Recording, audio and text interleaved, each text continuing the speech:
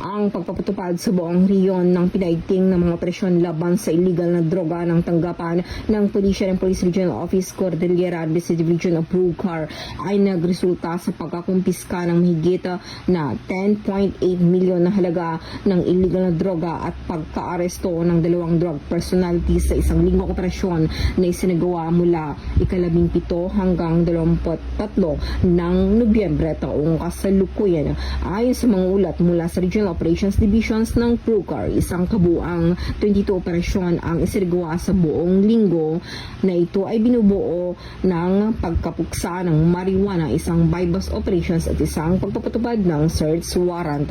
Ang mga operasyon ito ay humantong sa pagwasak ng 54,200 ganap na tumubong halaman ng marijuana at pagkakakumpiska ng 3.89 gramo ng shabu na may kabuang standard drug price na 10,866,452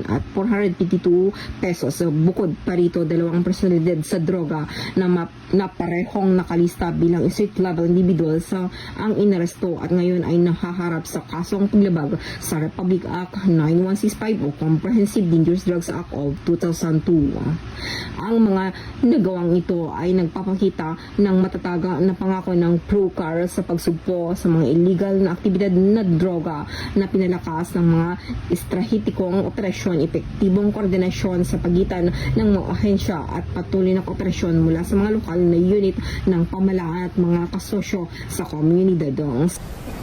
Mula dito sa riyon ng Cordillera, ako ang inyong PNN correspondent, Police Master Sergeant Lenny Valerio, alagad ng batas, tagataguyod ng Balitang Pulis.